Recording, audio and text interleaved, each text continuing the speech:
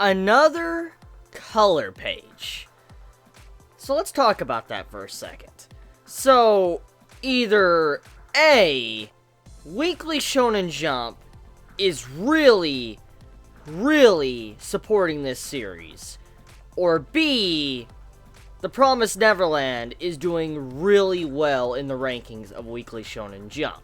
Because to see this many color pages in just 18 chapters says a lot. It says a lot about a new series in Weekly Shonen Jump.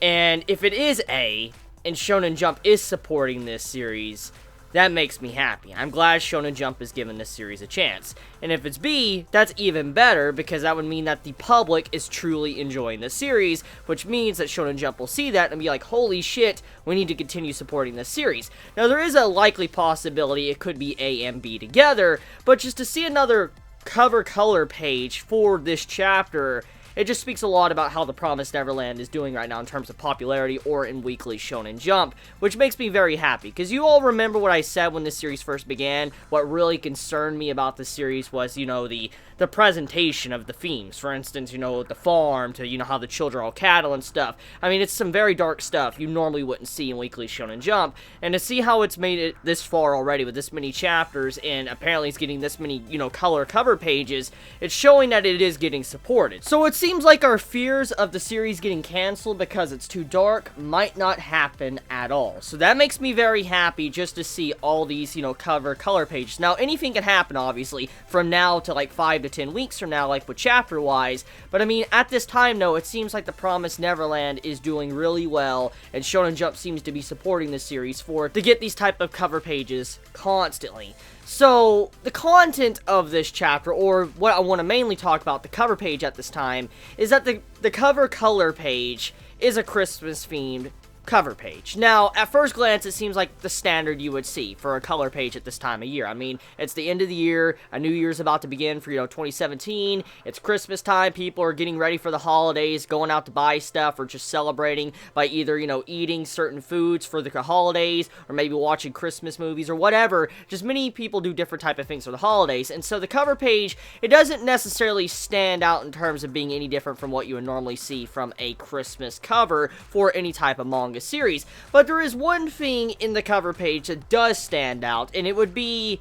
Santa Claus. Because let's think about this, okay? The Promised Neverland is a series to where a bunch of kids are on a farm, they're trapped behind walls, and they just, when they get to a certain age, they're harvested, and then they become food. And if you look at, the person that's playing Santa Claus in the cover page, the only person I could assume that is most likely William. As we know, recently, these past 2 chapters, we had a reveal to where the books have a coded message in them, to where it reveals that someone called William is sending a message to these children. We don't know if he's really a friend or foe or not. I mean, he's trying to send them, information, but we don't really know whose side he's on or what this person really wants to achieve. But at this time, though, the Santa Claus, I'm assuming the Santa Claus is probably William. And if you think about Santa Claus is kind of something every child wants. For instance, they want a gift from Santa Claus. They want to be nice because, Santa Claus will give them something. And so when you think about Santa Claus, he might be, the symbol of hope or something, if you really look at the way the cover page is drawn, how the kids want that. They want presents. They want to be able to continue on living, stuff like that. So I feel like the cover page does have a deeper meaning besides just being a Christmas cover, but I do like the art overall, and it's just something I really enjoy about this series, and it's not something I really talk about a lot, but somehow the art style is vastly different from anything else that's currently ongoing in Weekly Shonen Jump, and so just these cover pages, they're very different, and I just love the vibe they give off when I sit there and look at them, and definitely that cover page is going to be thumbnail for this video, I know for a fact, because there's some really good art in that cover page. So, getting off of that, let's talk about the content of the said chapter. So, Dawn and Gilda. Now, I'm honestly surprised with this chapter with how Dawn and Gilda were able to get out of the crossfire with the mama, so easy, because I expected the mother to instantly discover them, and they would have been in some deep shit. Like, it would have been very bad. But apparently, they managed to get out rather easily. But apparently, there wasn't much of an issue, and they were able to get out just fine. So, the big issue they have, though, at this time, was the way they kind of handled the key. they put the key on the floor, which made it look like Isabel, she lost her key, it fell out of her pocket. But she even stated in her mind in this chapter, she doesn't have a hole in her pocket, so it didn't slip out of her pocket because she had a hole. So the only way it could have fell out is if she put her hand in her pocket and somehow she dragged it out of her pocket or something, or she caught on to something she didn't realize.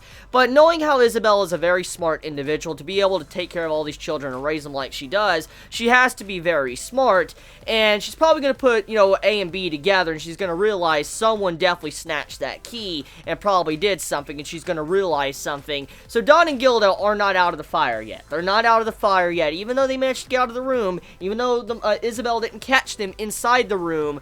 We still do know that she is very smart, and now knowing that the key was on the floor, and then you had to where Eugene comes in, it's like, here you go, here's the key and all that, she probably feels very suspicious right now. It's like, whoa, I've never done this for probably ever, and so for me to drop the key, there's something definitely going on. Someone got this key and knows about my room. So, yeah, something bad's probably going to happen still. Dawn and Gilda, they're still in the fire. So, besides that, we have characterization and development going on between Dawn and Gilda and the other main trio. For instance, Emma, Ray, and Norman. And the main issue is that Dawn and Gilda, they haven't been trusted at all since the very beginning.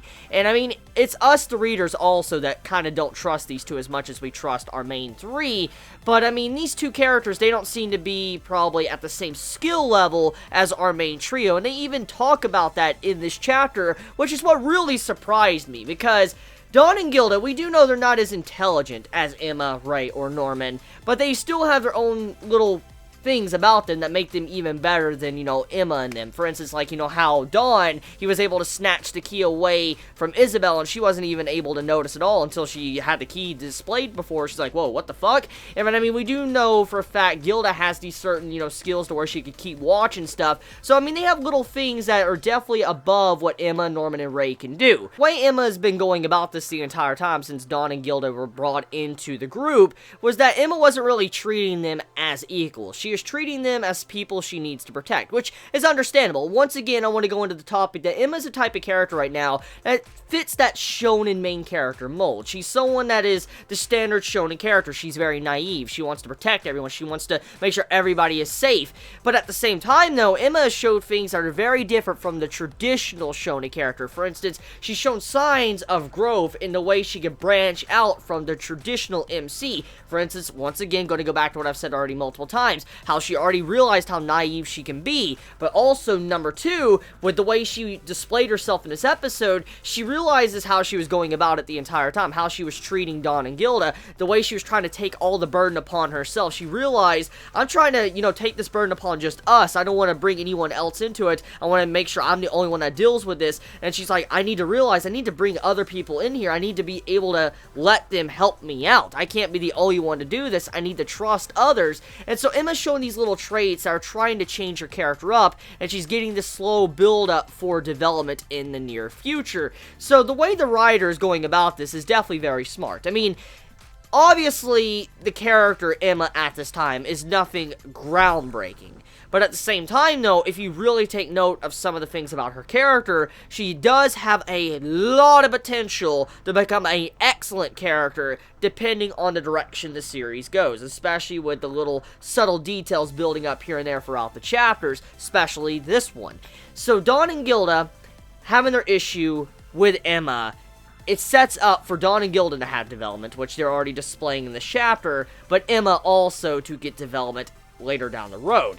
Now, one thing, though, I did like was Dawn saying he understands. He understands what Emma was trying to do. He understands what Emma was doing the entire time was something she was doing because she was doing it out of the kindness of her heart. She was doing it to look out for Dawn and Gilda. And he realized that. And he even stated as he was walking back and he was talking to Gilda, he's like, I understand. I'm not really mad at her. I completely understand why she did that. I'm just really upset with myself of how weak I am. I wish I had more power. I wish I could do more. I'm nowhere near the level of these three, and I can't even compare to them. And I felt really bad for Dawn. I did, because he realized realized how weak he is, his weakness and stuff, and he realizes he might not be as helpful as the others, and he really wishes he would be able to be relied upon more besides, you know, what he already received from Emma. And so when he stated, like, his anger in this chapter, it's kind of like he was beating up his own self, because he realized why Emma would do that in the first place. So Dawn's undergoing a lot of good development in this chapter, and it proves that maybe Dawn and Gilda could survive the ordeals of this farm, and they could possibly join the main cast of characters. Besides just, you know, Ray, Norman, and Emma,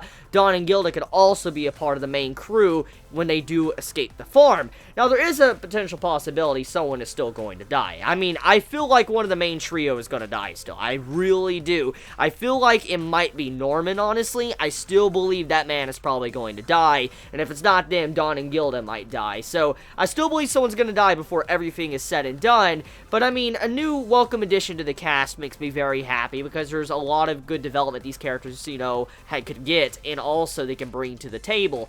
So let me know your thoughts in the comments below. I mean, how'd you feel about this, you know, week's chapter of, you know, The Promised Neverland, and how'd you feel about Phil as well, actually? That's something I need to talk about. Phil scares the fuck out of me. This little kid has been built up for a while now, for like the past couple weeks, to be very intelligent, and this kid just way too smart for his age. Way too fucking smart. Way too fucking smart. Way too fucking smart. He managed to understand the code inside of the books.